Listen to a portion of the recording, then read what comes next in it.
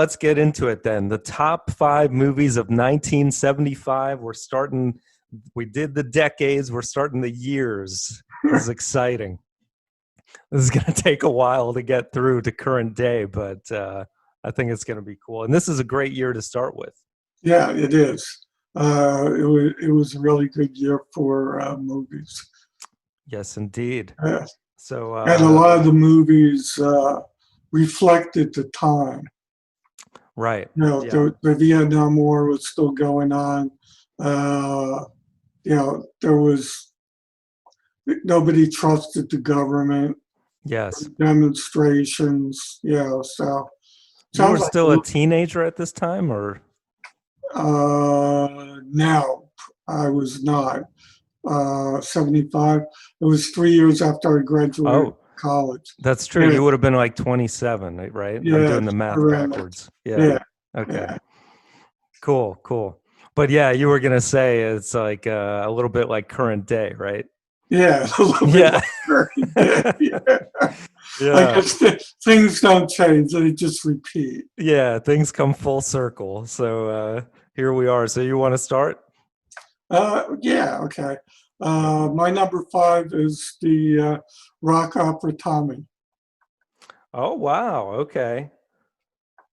Good choice. Yeah, I've only seen that once, and it didn't really. I didn't think it really added anything to the album. I love the Who album. Uh, Yeah, the story was like a little, you know, rocky and stuff like that. But I yeah, mean, it had a great cast. I mean, Anne yeah, Margaret was in it, Oliver Reed, of course, those are, stars from my time.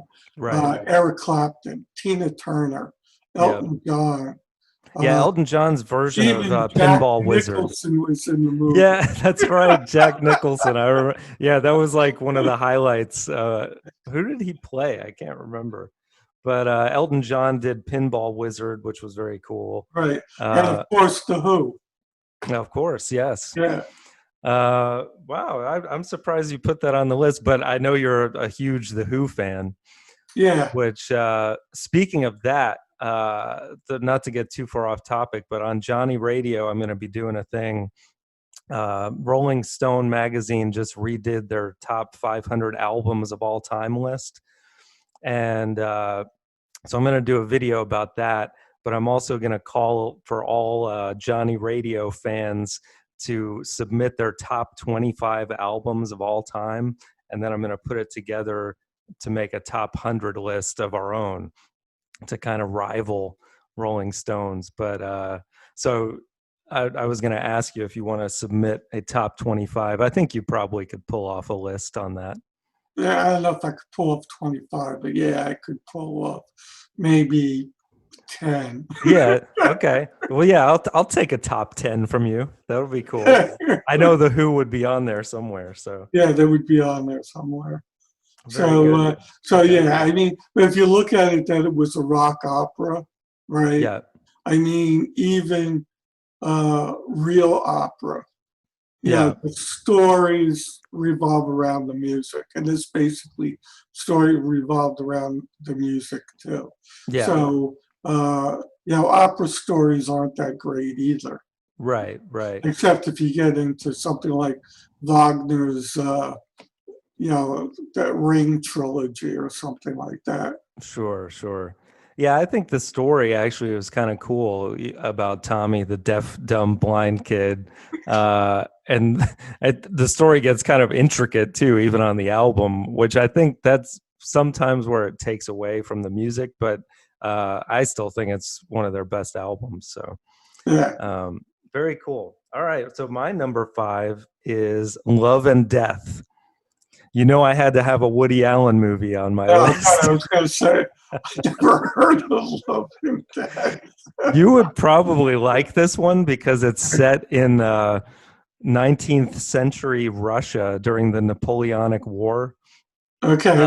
So it's got some historical value. And then it's also, this was kind of where Allen was making the transition from more of like the slapstick, silly humor into the relational humor. So it has a little bit of both.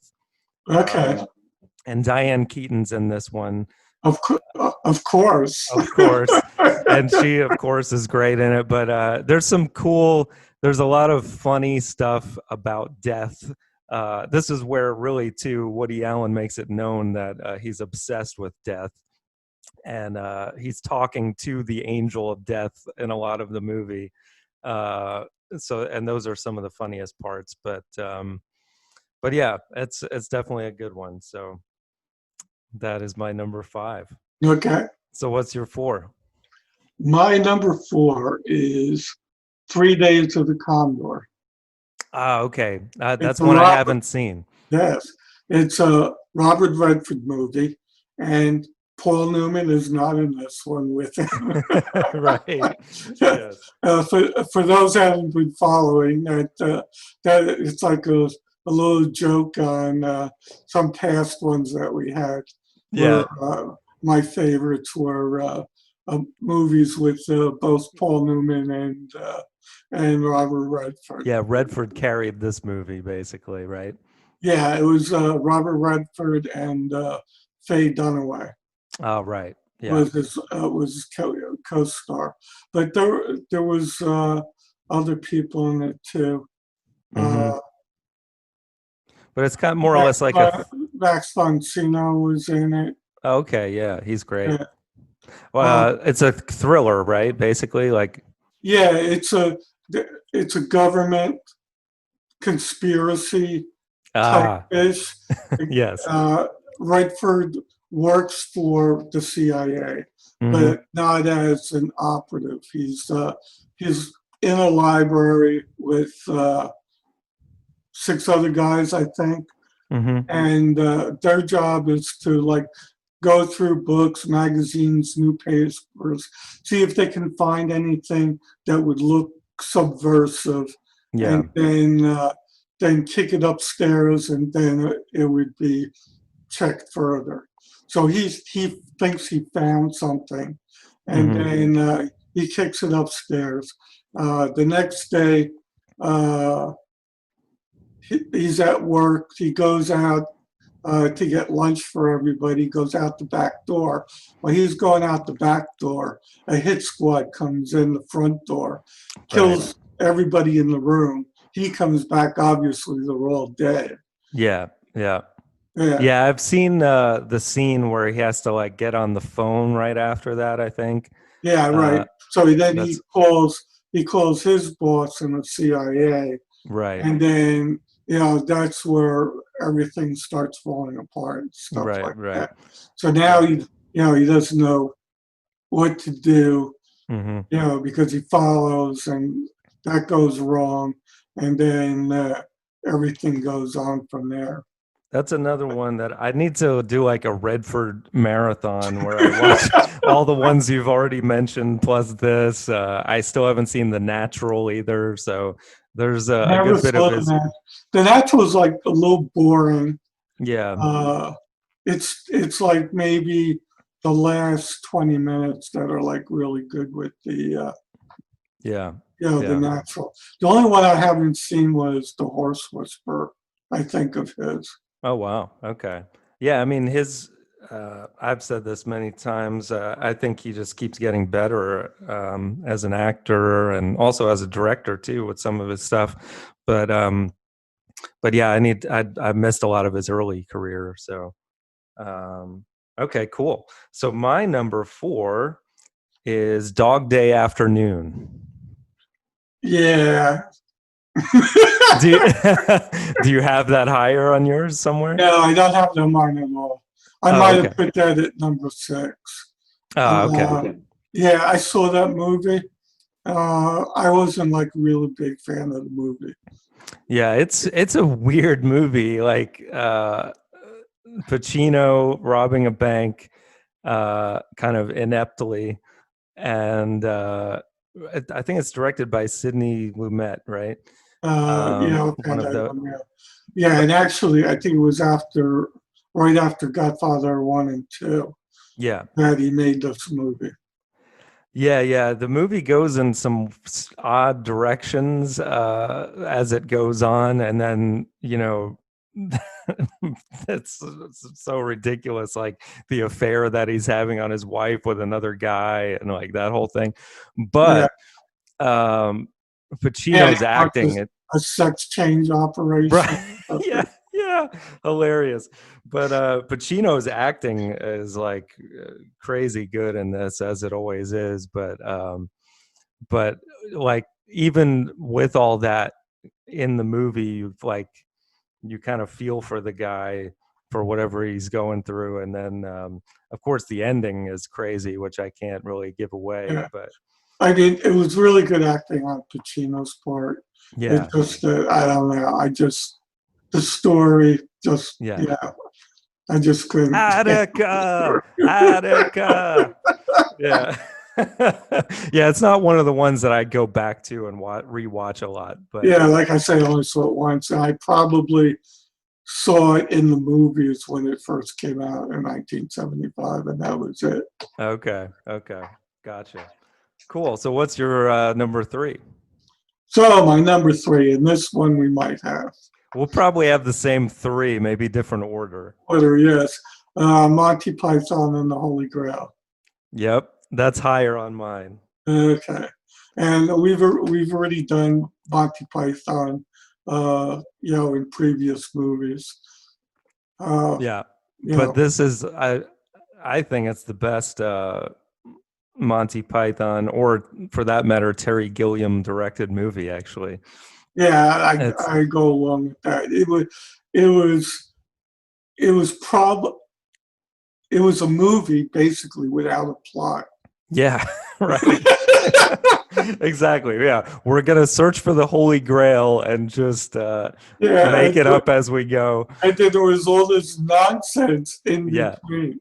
Oh my God! Just the opening scene where you hear the horse hoofs in the distance, but then you see they're just banging coconuts together to make the sound, and he's going like this, pretending to ride a horse. I mean, Right. genius And, stuff, and man. then, with the night, Yeah, you know, cutting his arms off yeah. one by one, and he's like, "It's just a flesh wound." And he continues fighting, and it's like, then he's hopping on one leg. It was like, Oh man, it was a ridiculous, funny, yeah. creative movie. It was a great movie. And I every mean, scene is hilarious. I right. mean, And there's so many quotes, yeah. that you can, I'm not dead. Yeah, you'll be dead in a minute. I'm not dead. What about the killer rabbit that oh, bites their yeah, heads off? yeah, So great, man. yeah, yeah. I mean, Bring me shrubbery. yeah. Another shrubbery. And what about when they have to cross the bridge and the guys ask him, "What is your favorite color?" And he goes, "Blue." "No, green." Ah! so, so amazing. Yeah, it's Uh, very silly, yeah. but yeah, it was almost like pure genius.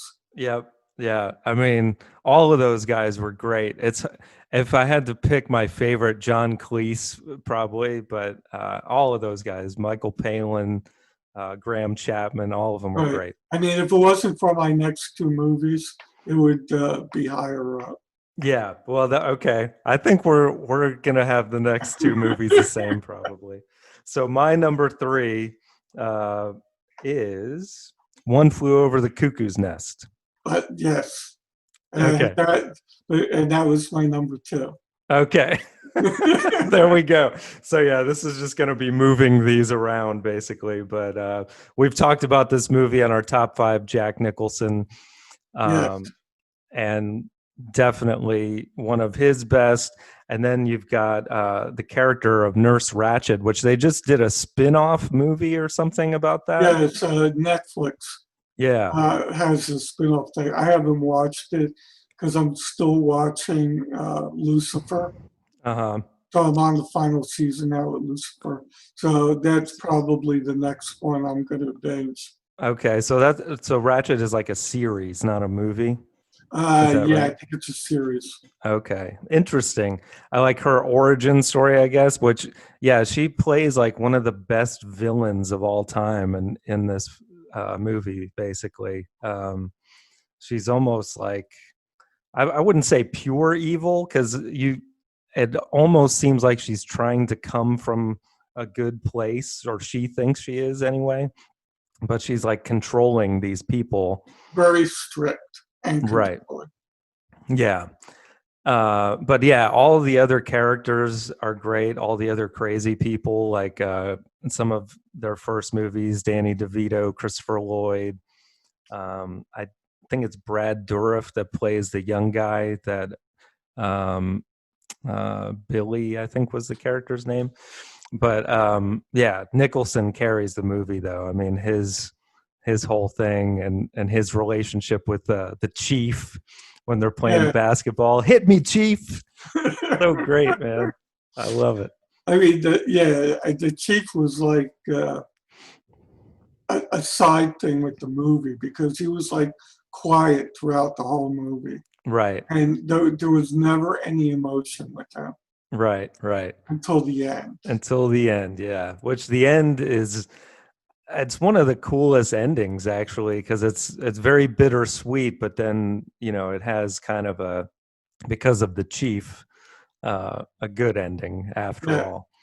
So very cool. All right. So yeah, we're on the same path here. yeah. So let's see. Where are we now? You're Is right. that, You're number two. oh, my number two, yes. My number two is Jaws, which is probably your number one. Yes. And now we know my number one was That's Monty Monty Python and the Python. Holy Grail. So Jaws, yes, we've talked about this as well on the Spielberg top five. But yeah, come on, man! Like basically the first blockbuster, right? What is that correct? I've heard that before. Uh, yeah, I guess because of all the money that it made. Yeah, But I mean, there was big movies before that. You know, uh, you know, 3 hour movies and stuff like that. I guess those would be classified as epic movies as yeah, opposed to blockbuster. right. Yeah, Jaws like made tons of money Yeah, for a fake shark. yeah, yeah. And I mean, the shark in some parts does look kind of fake, but the that ended up working to the film's advantage because they Right. didn't show it as much, and that led up to the tension until Yeah. where you finally did see The it. tension. So yeah, I believe the same thing that that made the movie even better. Right. You Yeah. know, it was almost a disappointment when you saw the rubber shark and Right. like on the trying to get itself on the boat and sinking Yeah. the boat and stuff like that. When it Right. was hidden, it Yeah. was more terrified. Or when you just saw a thing going by, Right. it was more terrifying. And more realistic because when you think about it, Right? that's all you would see from the surface anyway. Yeah. So, but yeah, that scene though, where you do see it for the first time, and then Brody says the line, "We're gonna need a bigger boat." Oh, yeah. That's classic, man.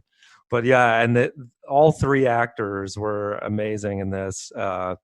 Shaw, especially, that scene where he's given the speech about uh, what was the boat that went down in Yeah. the The war. Indianapolis. Right. Yeah. Yeah. That was cool. And And the then, way he told the story. yeah, Yeah, yeah, it was chilling. It was, yeah. right. You're just sucked into it. And then, yeah, Dreyfus was great. Perfect in that role. And yeah, man, one of the best. I would say one of the best horror movies. Really, it totally fits in that genre. It's one of those where it's multiple. It's an adventure also with them kind of going out on the open seas. So they kind of Spielberg carved out his own niche with this, and I think he had a nervous breakdown in the process of making this movie, but I guess it was worth it in the end. So Yeah. cool. So this is going to be interesting putting it together. Yeah, I know. Jaws was your one and my two. So I would think That's that's that's got to be one. that's 3 points. Yeah. And then, okay, One Flew Over the Cuckoo's Nest was your two and my three. That's a 5. Python was your three and my one. So yeah, That's a 4. Yeah. so So we got to go with well, wait, the lower the number, the better, correct? yes, the lower the number, the better. So Holy Grail at number two, and then Cuckoo's Nest at three. Okay. And So Jaws at 1. right. Right. So now 4 and 5, we got 3 Days of the Condor and Dog Day Afternoon. So we might have to go to Letterboxd on that, I guess. Yeah, right. All right, You let's see. probably, I don't know if you get a better score. Yeah, I would think it'd be close. Let's see. 3 Days of the Condor is 3.6.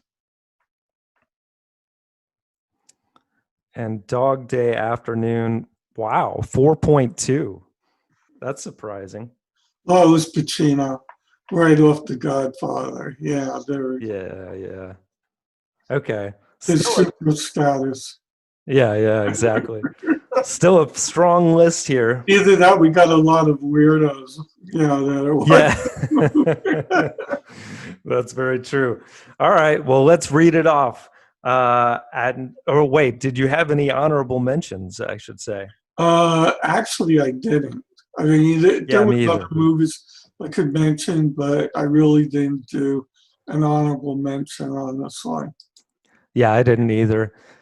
Yeah, now that we're doing years, I would guess we won't have as many. One of the Rocky Horror. yeah, Oh, picture. that came out that year? Yeah, Okay. that came out that year too. So that's a cult classic. So I Hmm. mean that would be a definite honorable mention. Okay. Good enough. Yeah. Very good. All right. Well, here's the official top 5 movies of 1975. At number 5, 3 Days of the Condor. At number 4, Dog Day Afternoon. At number 3, One Flew Over the Cuckoo's Nest. At number 2, Monty Python and the Holy Grail. And at number 1, Jaws. Yeah. Yeah. And of course, I know we've mentioned this before, but the score for Jaws by John Williams just took it over the top, man. Yeah. I mean, all the time. I mean, you just every time you think of the shark, you think of that. Yeah. Yeah, exactly. Can you do that again so I can make a looped GIF out of it? I think you could do it better than me. All right, very good. So next week, I was thinking we could go with one of your suggestions from the other week, and one that stuck out to me that I think I can pull off is top 5 heist movies.